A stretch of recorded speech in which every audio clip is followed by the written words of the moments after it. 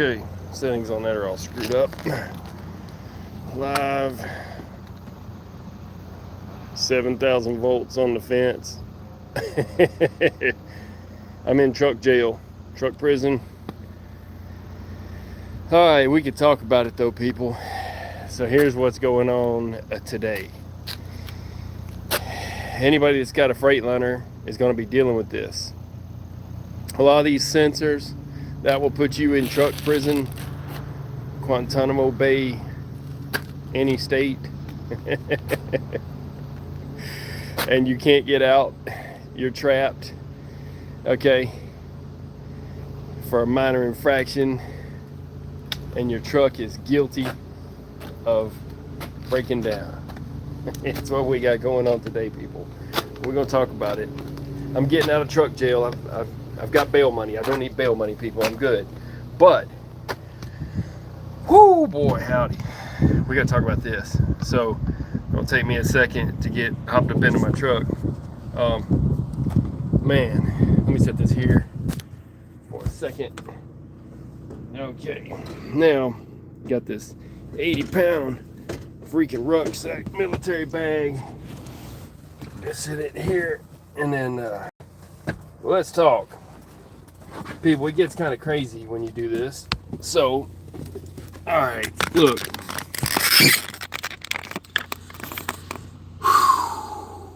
Coming to you live on the incarceration station. People, let me tell you what's going on. These trucks, there's a couple of issues. You know, it's just like when you get a new computer, they go ahead and send it out and then they figure out the problems with it, and then you get an update or there's a recall or whatever, but you're the guinea pig. So part of having a new truck is having the problems, and the bad parts of it are the bad parts of it. The bad parts they put on the truck. So, brief little recap. If you have one of these, you will need one of these kind of things. So check it out. All right, the 8-wheel drive button here, when I had it on, I'm scared to even hit it at this point. I had it on for a parking lot that was really bad, okay? And the light comes on when it's on, right? Well, I had it on, and then I turned it off, but the light was still on. And it was still on the dash up here saying something. I'm fixing to see if it's got any kind of code or what it's got going on with it. And this thing, I realize it's completely dusty. I could care less. It's not even about that. What did they do here? Did they possibly turn off my switch? Yeah, they killed my main switch to help me out, I believe. But I'm smart enough to know better. All right, let's see. Let's see what's going on here. Detroit, there's Plylo. Let's build up the air. And I'll see if I'm getting any more codes, but I'll tell you what was going on before. Okay, we're gonna get past this air pressure supply. And of course they had misadjusted my seat, but they're mechanics, you know what I mean? But anyway, I moved my, that's why it's not comfortable. They moved my little, I've got this pad that's made with jelly and jam in it. It's what I say. It's that purple seat cushion. So here's what I got going on. 188,355 miles. Okay. It was giving me a code. It was on the 8-wheel drive part. Let me see something real quick. Eco driver feedback. That. Okay, in this screen right here, which is, like I said, dirty. I've got some microfiber stuff to clean up. This light was still lit. Okay? Like it was still locked into 8-wheel drive, even though the switch was down. And then it got into high temperature. Okay? Should have reset this so it's set. Anyhow, then it got into high temperature. Okay, so here we're gonna shut it off. I'm gonna shut it off real quick so I can keep this screen so I can show y'all a little something. Okay, so okay, go back in that screen. Gotta love it. It's difficult to be a tech and a driver, right? I'm just trying to be me. I ain't trying to be nothing special. I ain't trying to impress nobody. I'm trying to help out other truckers. When I see something, I say something. So, let's go out of this. Okay, now, even though I hit my switch was down in the down position, but it was still showing off. I mean, still showing on. The light was still on, and this little light is lit up. Now, watch when it lights up whenever I hit my switch. I'm scared to hit it almost, but see it? That was on. Now, I'm going to switch the switch off, okay? Perfect. Ah, it works. Heavenly Father, I'll tell you what. So I was worried that this wouldn't work. Okay, we're going to do this little rundown. Even though I switched the switch off, the air actuator or something, right? Sometimes trash gets in air, who knows what. I told him to check the pop-off purge valve. I told him to check the desiccant filter. Those are the two things I was suspecting is the first thing you suspect. So this thing's doing what it does. It's just a front sensor. So, all right. If that light stays lit up like this, okay, and you're going down the road, you can check it going down the road. You can go into this. If that's on, your rear diffs are locked, whether you have the switch on or off or not, okay? And then that, coupled with the other problem that is inherently within your truck that you don't know about, that you might want to get to a dealer about when you get a chance, is this. And it'll run you into a shutdown limp mode, okay? I'm going to shut this back off, and I'll show the switch too. I'll show the switch again. Check it out. When you hit the switch, it's supposed to, that's not supposed to be lit no more. It was lit even when it was off. Watch this. Out. Mine was still lit even though the switch was in the down position. Something was going on. Something funky. So, and it went off. Now it's off on here. So everybody's on the same page, okay? If this is lit when you're driving down the road, though, it's locked in even if your switch is down, and you might need to shut it off, restart, do something, okay? And it's about the air. It's all about the air because it's just an air switch, okay? So that problem coupled with another problem causes catastrophic failure. When I say catastrophic, here's the problem. Your truck, when it gets, the rears get too hot, will show a code, and I'm gonna see if it'll show me any codes at all. It would show me no available codes. It should be this one. Let me see if it'll show me. Oh, active. Okay, right arrow on that. Active is 0. Okay.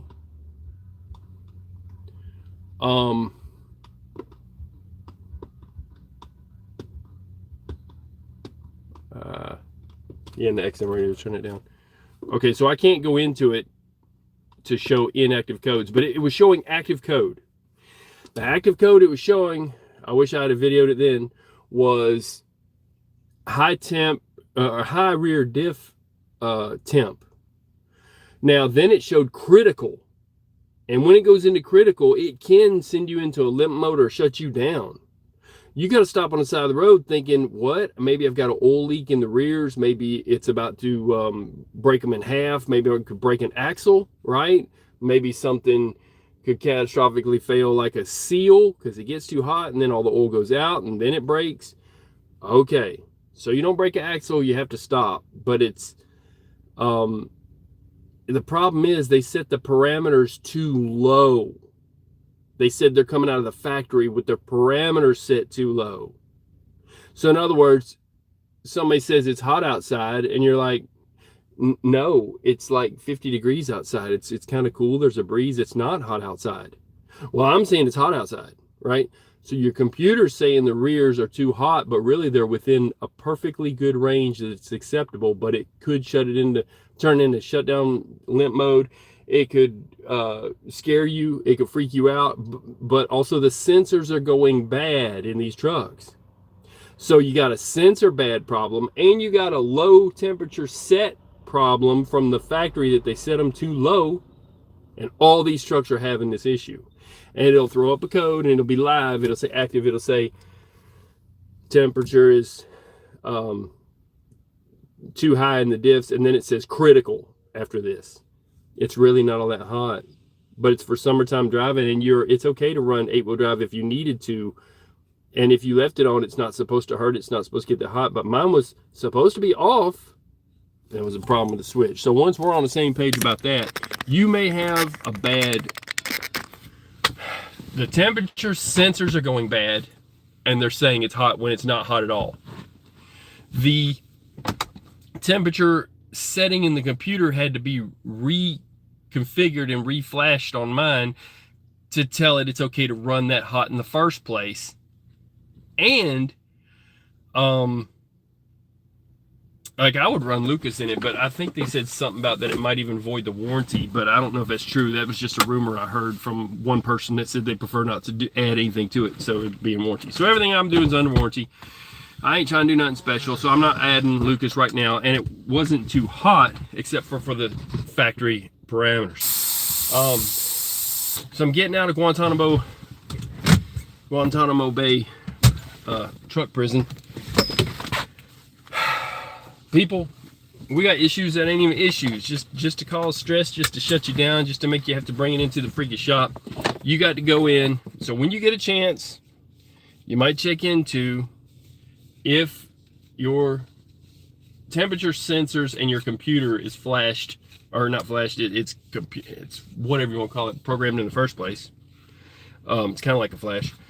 To be a lower temperature as a fault than it should be.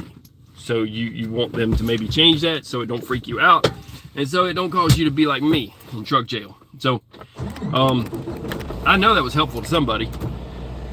I'm gonna set this down for a sec, and then because I'm in a secret undisclosed location. So what I'm gonna do, like I was saying, we continue on. They did, though, I had them check the oil level in the rears. That's the first thing you would think too.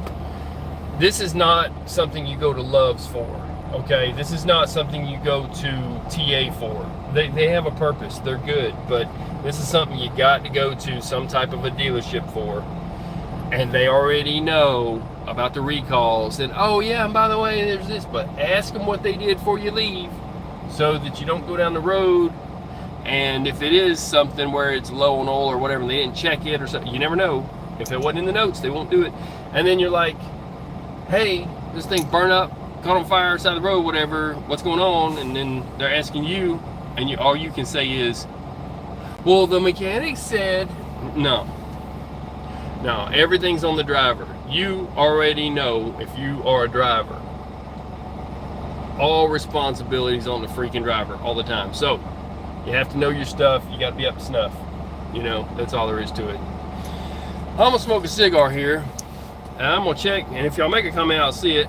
I don't usually get the rating. I'm in my own little corner of the internet, and I have not tagged any of my videos properly, so I don't get half the views I know I could get if I just go in there and change tags. Nobody's got.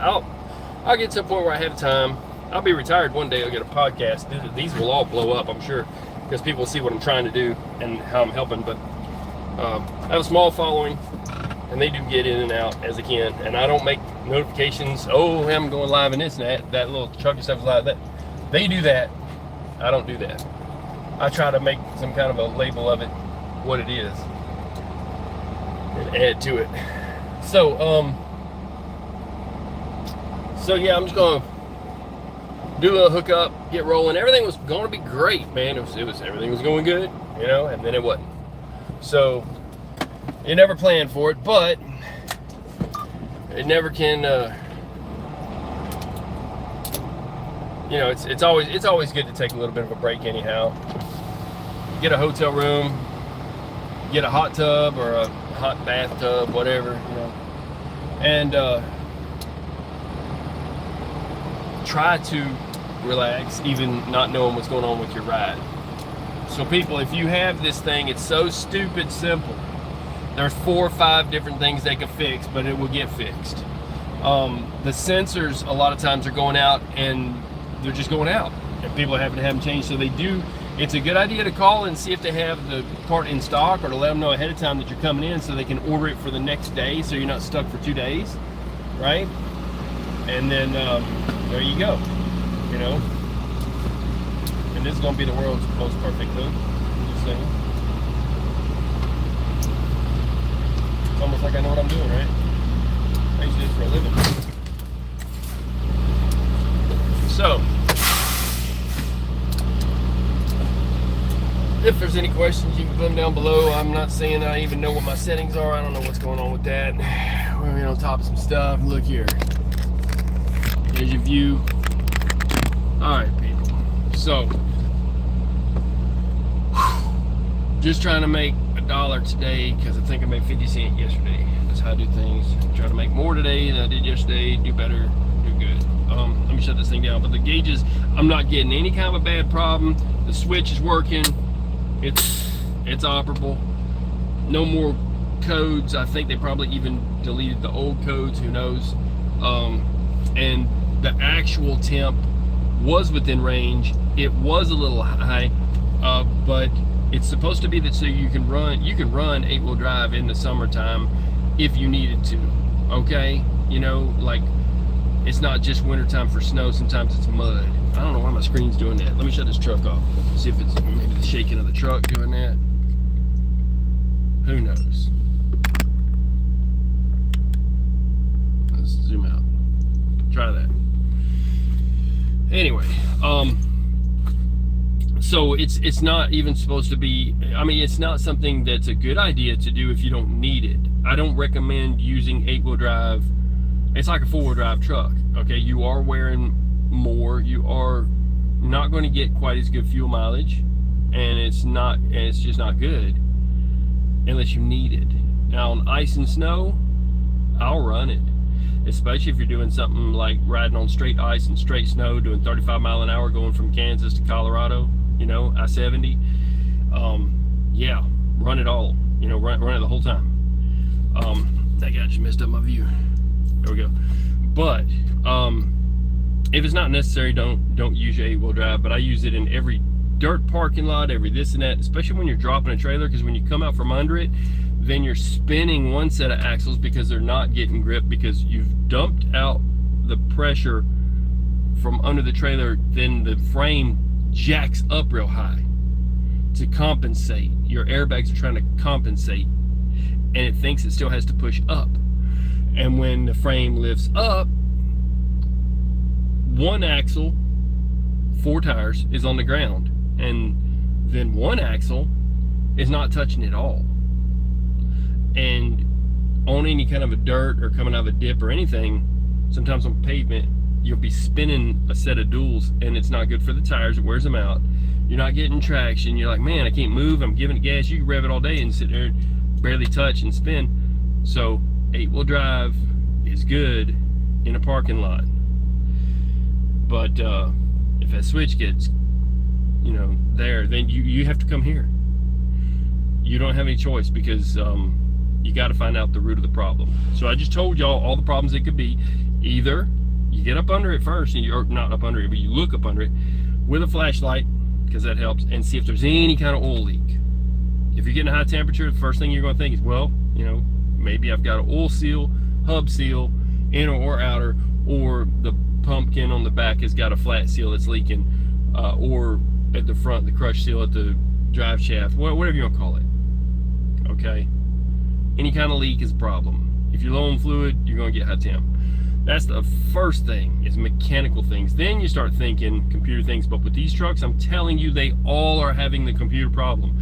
So you can almost, now, you don't want to assume because you know what that does, but you check it first and you don't see a leak, then you don't just assume, you already know it's a computer problem. Or a problem with that switch that tells it to stay locked in. You're driving down the road locked in, 8-wheel drive, and it makes it go up a little bit in temperature, not high enough for a normal truck, but these new sensors that are set wrong from the factory, they're set wrong. You have to be reflashed to tell it it's allowed to go to a higher temperature. We'll start throwing codes like crazy and, you know, critical and whatever, and oh my gosh. So you stop on the side of the road and you wait for it to cool off, and then you drive another 30 miles to the truck stop, the truck shop or what. I hope you get this point, people. It's monotonous. It's a little bit of work for me to even talk about it. I don't mind though sharing. I hope this helps somebody. if you're having a problem, I'll guarantee you, if you're in a shop right now, say you're sitting in that leather couch or that leather recliner, and you're going, man, I hope these guys fix my truck today. I'm telling you, they'll be able to fix your truck. I promise you, because they already know the problem, and they made the problem. So this is, oh man, it's a problem that is a manufactured problem. It's inherently within your truck. Number one, the sensors are going bad for no reason on all of these trucks. Mine wasn't even bad, but they're going bad on everybody else's, is why they thought it was mine. The second thing is the settings for the temp are too low from the factory. So they moved them up. It's kind of like telling a car that if it gets over 120 degrees, that it's running too hot, when the thermostat's set and it's fine to run it 190 to 220 or whatever on these trucks, up to, you know, a lot higher in temperature than that. 225 starts going to red line. So anyway, they'll fix it, don't worry about it. Enjoy your day off, enjoy the leather couch, enjoy the little bit of a respite, work on yourself, do some inner shadow work, do what you got to do, people. Y'all know what's going on. This world's against us anyways. Don't let this be another stressor. God bless you in your breakdown. It's going to be all right. In the meantime, if you want to just ask them if they had time to change the temp on your truck, if you think it might be a problem, or hey, you could do that while you're in the shop for another problem. Don't just go down to the shop with your truck and say, I need you to change. Wait till you have another problem. You should be all right as long as you're not running 8-wheel drive in the summer. And then when you're in there, oh hey, by the way, can you check and see the temperature for the rear diffs, if it's set too low from the factory or not? And they'll reflash it and fix it, and it'll be under warranty, and there you go. So, man, good cigar. And we're gonna get going. People, I hope you're not worried, hope you're not broke down, but this is one of them things where this is the video you want to watch if you are, for high temp and arrears. God bless you. I'm gonna get off this thing, catch you with the next problem, I guess, right? So I'm out.